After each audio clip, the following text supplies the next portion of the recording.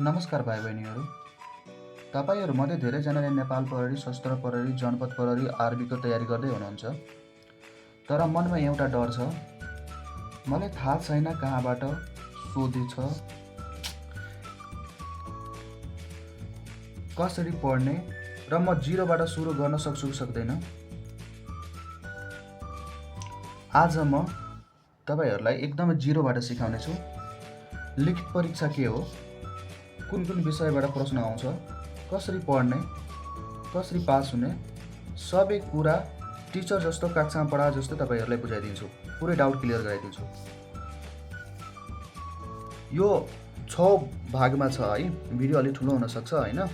Video अन्तसम्म हेर्नुभयो भने सबैको सबै डाउट क्लियर हुन्छ।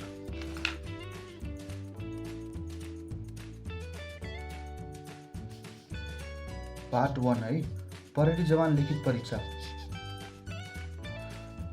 पहिलो बुझ्नुपर्छ, लिखित परीक्षा तपाईँको दिमागको जाँच हो। लिखित परीक्षा तपाईँको दिमागको जाँच मात्रै गर्ने हो कि यो परीक्षा हेर्छ कि तपाईँले लेख्न सक्नुहुन्छ कि हुन्न, साधारण गणित आउँछ कि आउँदैन, देशको बारेमा कति जानकारी छ, नियम अनुशासन बुझ्नुहुन्छ कि हुन्न। यो परीक्षाले डर लाग्ने होइन, सिस्टम बुझ्यो भने सजिलो छ। अब सेकेन्ड पार्टमा जाऊँ है। यसमा भनेछ कि लिखितमा कुन कुन विषय आउँछ। लिखितमा सबभन्दा बढी कुन कुन विषय आउँछ।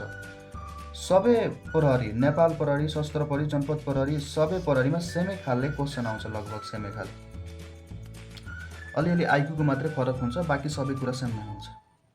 नेपाली है, नेपालीमा 20 अङ्कको आउँछ।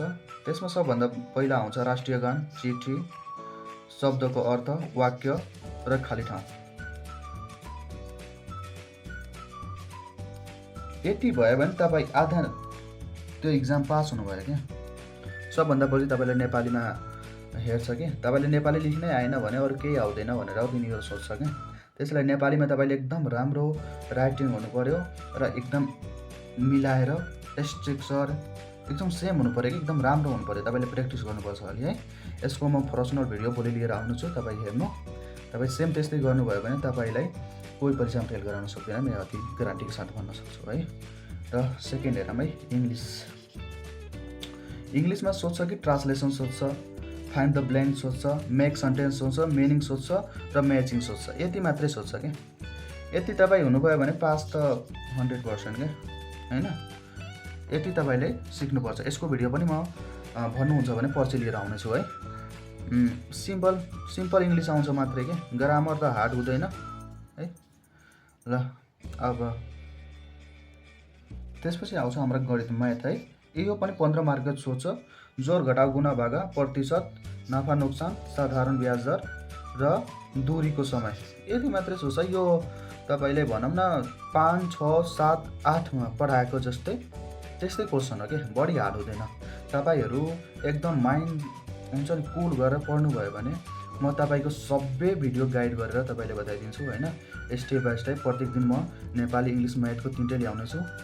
तपाईँ भन्नुभयो भने म यसको पनि भिडियो बनाइदिन्छु होइन। तपाईँ यसलाई लाइक, सब्सक्राइब र फलो गरिदिनु होला। तपाईँले सबै कुरामा पुरै डाउट क्लियर गरिदिन्छु। तपाईँले यो च्यानल हेरेपछि तपाईँ अरू च्यानलमा जानै पर्दैन है। तर क्यालकुलेटर बिना जानुपर्छ, क्यालकुलेटर लिएर जान मिल्दैन। यो भने थिएन मैले, कक्षा 5 देखि 6 को लेभलको सोध्छ क्या। तर सामान्य ज्ञान अलि हार्ड हुन्छ। सामान्य ज्ञानमा तपाईँले बढी फोकस दिनुपर्छ। यो 40 मार्कको आउँछ होइन। यसमा तपाईँले सोध्ने नेपाली, संविधान, जिल्ला र हिमालको बारेमा हो, ट्राफिक नियमको बारेमा हो, प्रहरी नियमको बारेमा हो, तपाईँले आइक्यू क्वेसन सोध्छ है। यति मात्रै हो होइन। तर त्यसबाट धेरैजना फेल हुन्छ, सही कुरा हो। त्यसबाट धेरैजना फेल पनि हुन्छ अनि धेरैजना पास पनि हुन्छ होइन। तर तपाईँले आइक्यू क्वेसनमा अलिक बढी ध्यान दिनुपर्छ, बढी अलि पढ्नुपर्छ, रटा मार्नुपर्छ कि बुझ्नुपर्छ। अब हामी पार्ट 3मा जाऊँ है। ध्यान दिनुपर्ने, सबभन्दा बढी ध्यान दिनुपर्ने कुरा यही हो होइन। गलत के हो यसमा, सही के हो भनेर। गलत गर्छ मान्छेहरू धेरैजना पढ्नमा। एक दिनमै सबै पढ्न खोज्छ, एक दिनमै सबै पढेर हुँदैन, तपाईँले डेली पढ्नुपर्छ।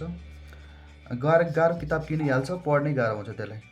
सजिलो किताब किन्नु या युट्युबमा राम्रोसँग सर्च गर्नु। तर अरू धेरै युट्युबमा राम्रो पनि छ, नराम्रो छ होइन। तपाईँ एउटा च्यानल सब्सक्राइब गर्नु, तपाईँले सबै कुरामा गाइड गरिदिन्छु, तपाईँलाई टेन्सन लिनु पर्दैन, बढी युट्युबमा भटक्नु पर्दैन है। अब सही तरिका भनौँ है, पहिलो प्याटर्न बुझ्नुपर्छ कि प्याटर्न बुझ्नुभयो भने तपाईँलाई सजिलो हुन्छ। प्याटर्न बुझ्नु है, क्वेसनलाई प्र्याक्टिस गर्नुपर्छ। क्वेसन प्र्याक्टिस गर्नु भएन भने तपाईँले केही गर्न आउँदैन है, क्वेसनले प्र्याक्टिस गर्नुपर्छ। त्यसपछि स्पिड बढाउनु, क्वेसन प्र्याक्टिस गरेपछि स्पिड बढाउँदै गर्नु है। र आजको भिडियो धेरै लामो भयो होइन। अब 4, 5, 6 जुन पार्ट छ, जो भुर्लेको भिडियोमा हामी लिएर आउनेछौँ होइन। तपाईँलाई यो भिडियो मन पऱ्यो भने प्लिज लाइक शेयर र सब्सक्राइब गरिदिनु होला, किनभने तपाईँको पुरै डाउट म क्लियर गर्नेछु, यस्तै ठोकेर भन्छु होइन। तपाईँ जिरो स्टुडेन्टबाट स्टार्ट गर्नु छ भने त्यो तपाईँको लागि एकदमै राम्रो हुन्छ। म 0बाट तपाईँले 30 दिनको एउटा प्लान बनाएको छु, त्यो हेर्नुभयो भने तपाईँले सबै डाउट क्लियर हुन्छ है। ल।